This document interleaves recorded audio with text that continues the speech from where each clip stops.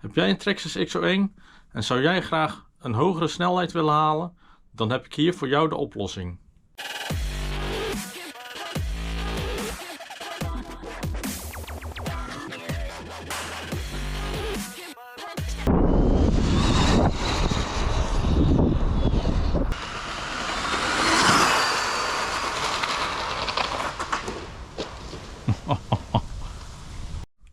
Mijn laatste speedrun was dus 164 km per uur toen in het bos. Dus dat was dan zonder die gyro systeem. En ja, ik vond het toen ook wel echt wel heel lastig om recht te blijven. Dus wie weet, binnenkort een speedrunnetje weer doen met deze nieuwe motor. En mijn oplossing om dus stukken harder te gaan. Ik verwacht dat ik zeker 200 km per uur moet halen nou. Ik moet toch even kijken of dit wel de ideale motor is. Of dat ik niet een hogere KV motor moet gaan hebben. Dat zijn toeren wat hoger worden. Nou heb ik de 1250 kV. Dus, maar dat is even afwachten. Nou even kijken hoe ik dan mijn picking gear heb gemaakt. Voor de mensen met de XO1, die herkennen de auto. Deze is in ieder geval niet meer standaard. Ik rij momenteel op 8S. Met de Hobbywing Max 6 en de 1250 kV motor. Ik liep er zelf in ieder geval tegenaan. Ik had op een gegeven moment de 100 miles per hour gehaald. Alleen dan daarna, ja, dan wil je eigenlijk wel harder gaan. Dus ik heb nu momenteel dus een grotere motor opgedaan. Alleen ja, een grotere pinion gear dat ging dus niet. Want dan liep de pinion gear tegen de veren aan. Want de high speed gearing die meegeleverd wordt, die is eigenlijk al net groot genoeg om de langste te laten lopen. Dus veel groter kon je niet gaan als 29 tons, als ik goed begrijp. Maar momenteel heb ik dus nou de 39 tons erop zitten.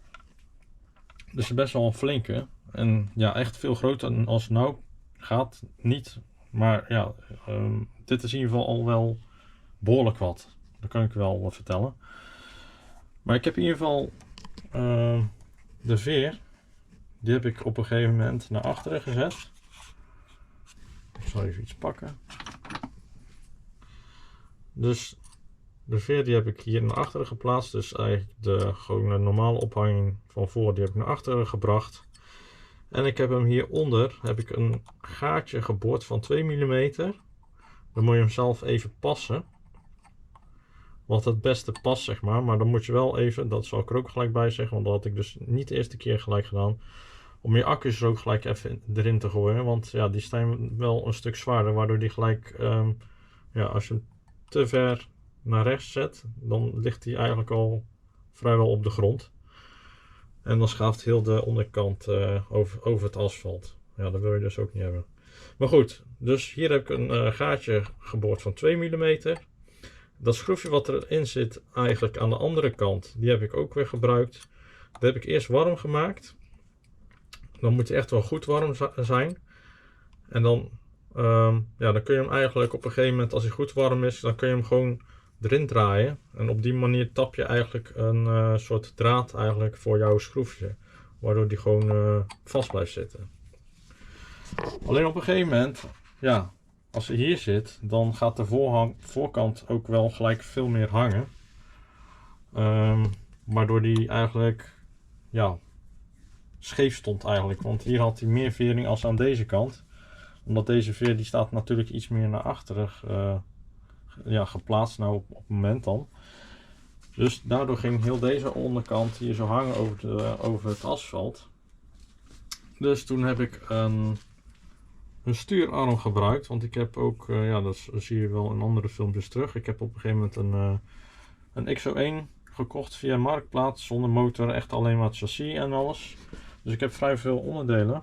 Dus ik heb één van die stuurarmen heb ik in ieder geval gebruikt om hem hier vast te zetten. Waardoor je die in ieder geval niet meer doorhangt, maar wel nog steeds de vering heeft. En omdat je speedruns doet, dan is het eigenlijk helemaal niet erg dat hij zo stijf is aan de achterzijde. Want die wil je eigenlijk zo stijf mogelijk hebben. Zoals je ziet heb ik ook de veren ook al maximaal staan. Die had ik van tevoren ook al maximaal staan. En dan aan de voorkant half, want daar wil je hem eigenlijk ook dat hij een beetje naar beneden drukt. Maar goed, dus dat is eigenlijk mijn oplossing hiervoor. Hieronder aan de onderzijde heb ik wel een langer schroefje gebruikt. Dan de originele, want anders red je het niet. Die zit er eigenlijk ook al helemaal doorheen gedraaid. Dat vind ik zelf in ieder geval wel fijner. Dat hij goed vast zit. En hier zo heb ik het originele schroefje gebruikt. En gewoon een borgmoertje eroverheen gedraaid met wel wat extra Loctite. Want hij geeft nog wel extra borging. Toen zat ik op een gegeven moment ook wel met de motor. Want die gaten die kwamen ook niet echt helemaal overeen. Dus ik heb hem hier aan de zijkant een beetje met de dremel heb ik hem open geschaafd. Dat hij wel gewoon ertussen valt en vastgedraaid kan worden. Dat er in ieder geval geen speling in de motor zit. Want ja, die wil je gewoon zo vast mogelijk hebben en niet aan één schroefje. Dus dit schroefje heb ik hem er uiteindelijk ook in gekregen door wat dremelwerk. En dan heb je de pinion gear. Deze van 39 tans. Die heb ik toen op een gegeven moment opgezet. Alleen dan schaaft hij hier aan de onderkant van het plastic chassisje nog net. Gaat hij dan er net tegenaan. Dus daar heb ik aan de onderkant ook wat weggedremeld. Dat deze in ieder geval mooi rond kan draaien. Toen ik hem dus voor de eerste keer ging testen met dit systeem. Heb ik de originele wielen. Want jullie zien, vallen ook gelijk op natuurlijk dat dit niet in ieder geval de originele wielen zijn. Maar de originele wielen die klappen op een gegeven moment boven een bepaald aantal toeren. Dus ja, die waren niet ideaal. Dus ik heb nou deze wielen van, even kijken hoe heet het nou ook weer. Van GRP. Deze zijn de hards, heb ik dan genomen. Alleen deze zijn qua omvang zijn ze wel iets kleiner. Dus ik ben benieuwd welke snelheid ik met deze bandjes ga halen. Maar deze kunnen wel in ieder geval wel een stuk meer hebben. Er zijn ook, voelen ook wel steviger aan. Het voelt echt gewoon vol rubber lijkt het wel. Maar ja, deze zou ik in ieder geval ook gewoon aanraden. Deze zijn ook niet zo duur als de originele wielen. Het zijn zeker de helft goedkoper. Dus zeker een aanrader. Je kunt er ook natuurlijk gewoon voor kiezen om een dubbele motorsteun te nemen. Want die zijn schijnbaar ook beschikbaar. Ik heb hier wel eens een video voorbij zien van komen. Dus die zou je vast via AliExpress of iets kunnen bestellen. Maar goed, op deze manier kun je in ieder geval jouw XO1 gewoon nu al upgraden. Door gewoon dit te doen. Want ja, eigenlijk heb je het gewoon al liggen. Je moet alleen wat veranderen.